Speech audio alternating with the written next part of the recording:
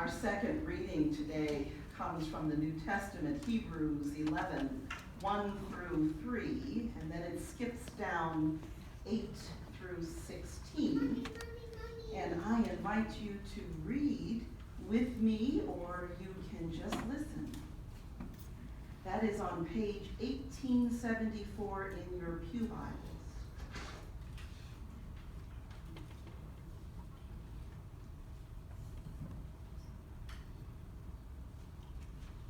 Now, faith is being sure of what we hope for and certain of what we do not see.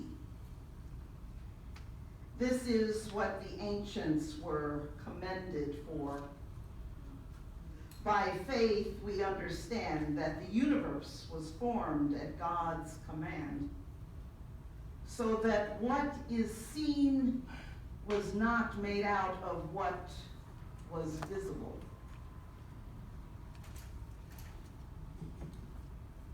By faith, Abraham, when called to go to a place he would later receive as his inheritance, obeyed and went.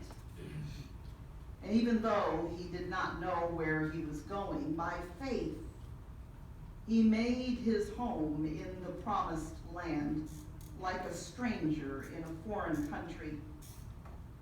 He lived in tents, as did Isaac and Jacob, who were heirs with him of that same promise.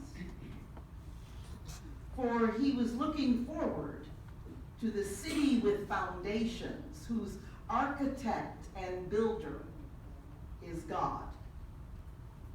By faith, Abraham, even though he was past age, let me read that again. By faith, Abraham, even though he was past age, and Sarah herself was barren, was enabled to become a father because he considered him faithful who had made the promise.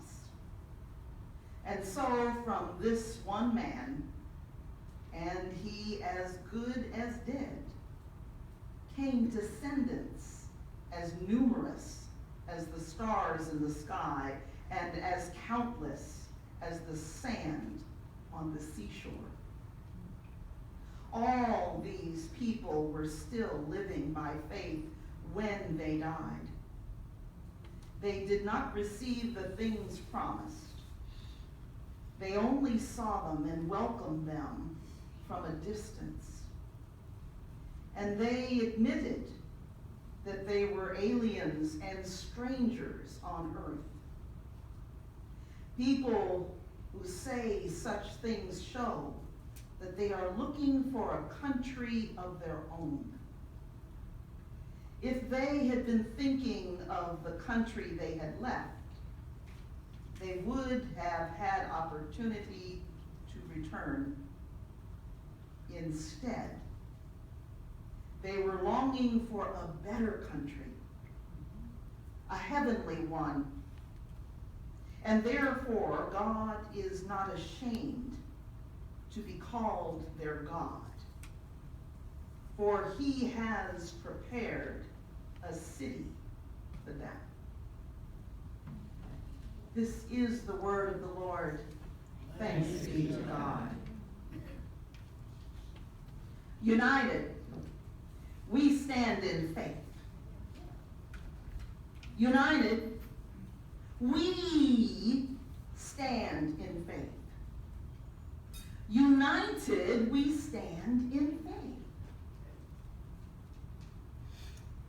There are just a few ways we may articulate standing in faith as a united covenant of God. Now, I said that 3 times, and 3 different times you might have perceived it a little different. United, meaning us. And then we, maybe meaning universal we. And then we all are united by faith, wherever we live in the world. Well, these days, And as evidenced by some of our readings in our Bible study this morning, I'm not hearing a lot of unifying words these days, but as people of God and as your pastor, each week I am to remind you and myself of our communal covenant relationship with God that is realized in our families, our church family, our communities just right outside the church, our states and our country and our universe. I was looking for words that could articulate that feeling of being united in faith, and I came across the words of the author. Some of you might have heard of her. Her name was Toni Morrison, and she died this week at the ripe old, and I'll say young age of 88. Her last book was called Beloved, but her words struck me as so appropriate. And I quote, as a unifying source of action. There is no time for despair, no place for self-pity, no need for silence, no room for fear. We speak, we write, we do language. That is how civilizations heal. End quote. Our scripture today states faith is the assurance of things hoped for and the conviction of things not seen. By faith we understand that the worlds were prepared by the word of God. The biblical Hebrews, as we do today, have direct access to God. And as people of God, we are also being urged to be confident in our covenant relationship, to follow Christ's example and live as Christ did, faithful and hopeful and loving in the face of discord and maybe even violence.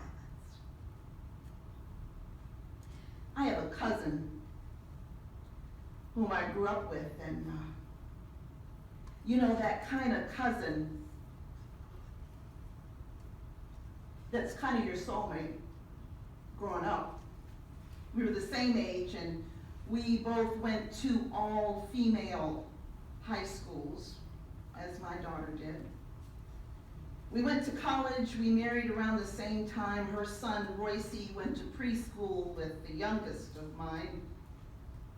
And together, they even graduated from college a year apart. This day, they are engaged in the same year, and they will be married the same year. That kind of soulmate cousin. And we also happen to share a little bloodstream with each other. So one day, just one day, the mean girls were after me. Oh no. And I was in junior high. And they came over the hill. And the girls, you know how you get in a circle and they start taking off their earrings. And then the reason they circle around you, because somebody from behind is going to push you into the other girl. And then there was gonna be a what? A fight. Well, as they started to gather around, over the hill comes my cousin Lorraine. And the mean girl that was going to beat me up just kind of stood still and watched her. She was about 1.5 feet taller than the rest of us. Thanks be to God.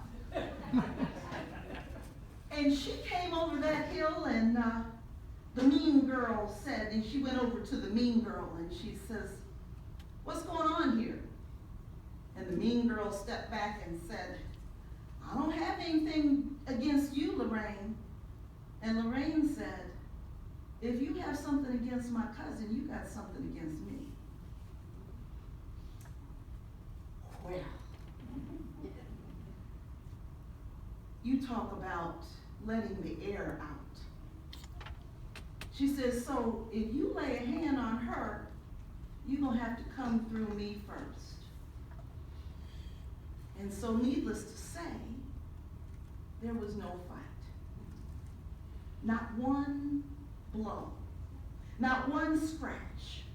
Nothing happened. It was a positive day. We were united as family, but not in physical stuff, but just in words. If you got a problem with me, you got a problem, or with her, you got a problem with me. And so I started to think about what God was doing for the Hebrews, what he was doing for them, preparing a place. Now, when Lorraine came above that hill, I didn't expect that. I didn't know what to expect. I just figured my tail would get kicked at that point. But as God would have it, a peacekeeper came across that hill and helped me. And as we are united in our faith, as the biblical Hebrews were, we're still today, 2,000 plus years, we are still united in faith in the face of violence, in the face of someone trying to take our dignity away. Now, there's a woman, and somebody gave me this book. Where is she? There you are. Joan Chrysator. She's an author of the book, The Gift of Years, and it's about growing older. Is anybody growing older here? Oh, somebody said not me. Well, then this is not for you. But for those of us who are mature, and when we talk about united, we stand in faith. Joan says this. She is also, I want to let you know, she is also the co-chair of what they call Global Peace Initiative. So she says this. We ourselves need to reach out.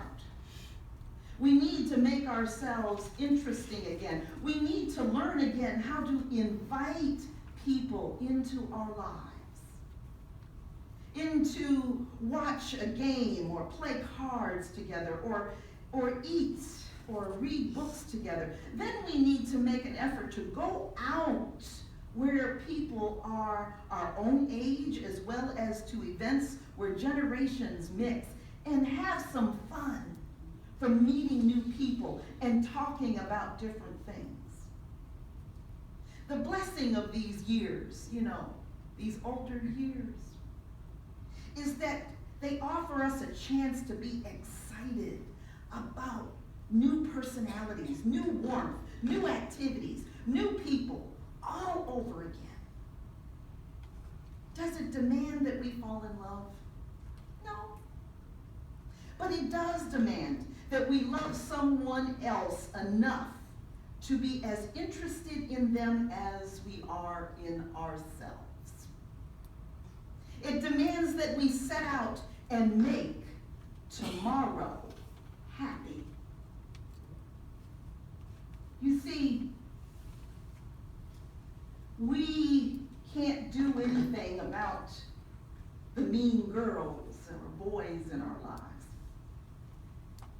And as God would probably say, as he says about the poor, they're going to be there. There's going to be people that are poor. There's going to be people that are violent. There's going to be people that are going to misuse utensils. But we as Christians, in the midst of all of that, we can still stand. We can still stand because there is a covenant relationship here, ladies and gentlemen, called faith is being sure of what we hope for and certain of what we do not see. So sometimes when somebody is coming over that hill, we don't expect them to come over the hill and help us. In fact, we might even get our dukes up because we don't know those people, those others. But as Christians, we are to help each other, aren't we?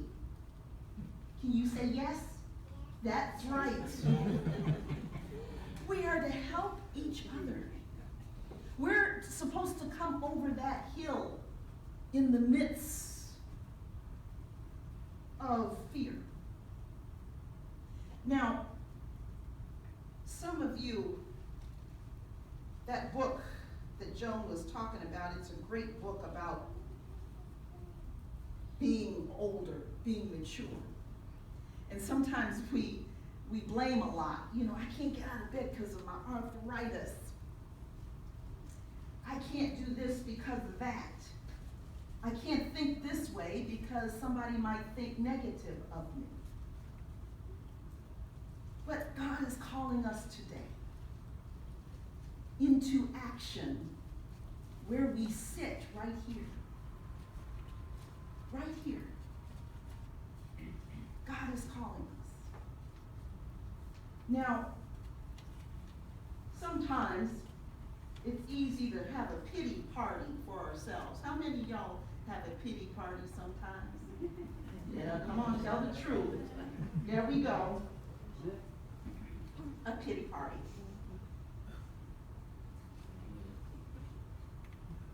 Pity parties sometimes are cathartic, meaning they can heal us in a sense because we get all that pity out. But once it's out and in our journals or on the floor, we are now empowered. And I want to tell you about this last story because in the midst of what happens today, our Christianity and our faith is still strong. There was a couple of people that went to Social Security. You know how you go to Social Security and find out how much you're going to get when you retire? Anybody done that yet? I am. Anybody? And when you find out, you go, oh, Lord, I still have to work. And then you try to figure out what investments that you can pull together so you can make a living. Remember that? Yeah.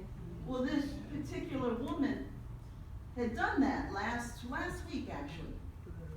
And she decided, I think it was at 62, you could finally pull it, depending on your age, But at 62, I think you can pull it for the first time. Not going to get much, but you can pull it anyway, right? Okay, she went and she found out from Social Security. Well, this Social Security is located in a federal building. And if you all have been to a federal building, you know you got to take everything out your pocket and put it on the table. And then you put it in a little thing and then it goes through the slide. And then if there's anything in there, they make you take it out. Well, there was a man, and this was in St. Louis, and this big guy, I suppose he's about 300 pounds. We probably don't have any big guys that big, and a football player type guy, and he had on like those shorts that come over, to the knee, and he had on a t-shirt, he had on a chain, had on a baseball hat. I think it said, oh goodness, I can't remember the name of the baseball team, but had a baseball hat on. I'm thinking of it right now. And he had a gold chain. And they found something in his pocket. And it was a little bitty, what you call it, clip, nail clip. Well, could be a weapon. So they told him to put the nail clip he could not bring it in to Social Security. So he took the nail clip, and of course he had a few superlatives. He goes, well, what is this gonna do to anybody? I don't know if you all have tried to kill anybody with a nail clip, and I'm sure that anybody who's a Marine in here can do it. If my other son was in here, he could probably do it with a credit card or nail clip or anything for his bare hands. So he took the nail clip out and he threw it in a metal bin. Well, that seemed to upset the security. So security said, well, you'll have to go in the garbage and fish that out. And he goes, I'm not gonna do that. He goes, you told me I could throw it away, so he threw it away.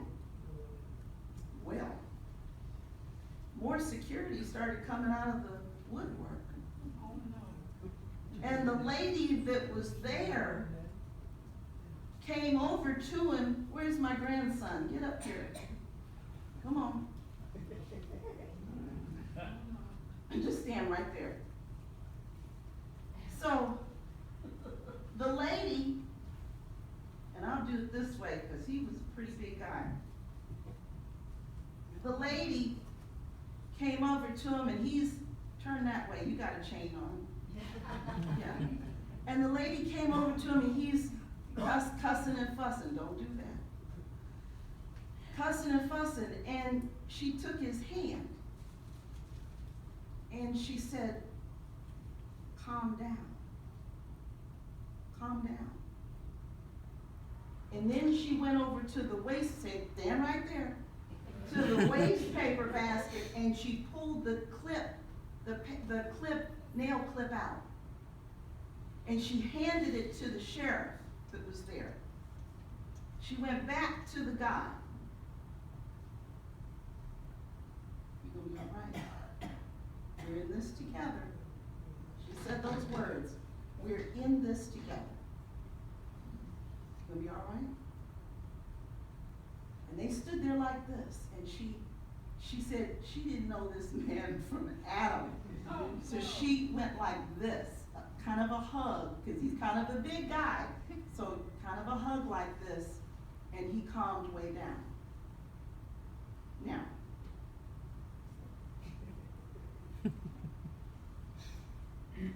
I thank you, grandson. This big guy calmed way down. He got through security because she thought for sure that they were going to say, no, no, no. He can't come in here. He was able to come in, get a number, and get his business done with Social Security. He was in his 60s. When he was told for that nail clip to be thrown away and he had to go get it, he was shamed. He was embarrassed. And he thought, even though he thought it was ridiculous because he's not a Marine, but he thought it was silly. And then to be told to fish it out of the garbage was demeaning. You understand that this woman that did this was my cousin Lorraine.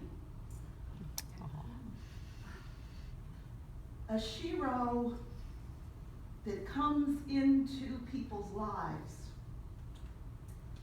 when you least expect it, and holds strangers' hands and calms them down so they can live in this world and not have a violent situation. Now, I am not standing here and saying that everybody has that gift, but I know some of you do. Some of you have wonderful gifts. And when you see a situation, even though we got arthritis and heart problems, sometimes just holding a hand, I'm not saying go and hug everybody. It could have turned out differently. She could have gotten shoved. She could have gotten hurt. But United Presbyterian, we stand in faith. And today in Bible study, we were talking about what does that look like? And for some of us, it looks like when the bullies come, somebody comes over and says, hey, if you got a problem with me too. And me too. And me too. And sometimes when you're in a public place, you need people to calm us down and let us know it's going to be all right. Thank you, Mo, for letting me touch your back.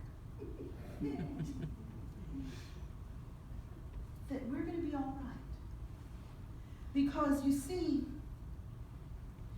therefore God is not ashamed to be called their God. For he has prepared a city for them and for us. Don't be afraid. God is with us. God lives in our hearts and our souls. God even lives with the bullies. God lives within the violence because we are his or hers. I don't know. Haven't been there yet. But faith is being sure of what we hope for and certain of what we do not see. By faith, we understand that the universe was formed not by us, ladies and gentlemen, but by God's command, so that what is seen was not made out of what was visible. So,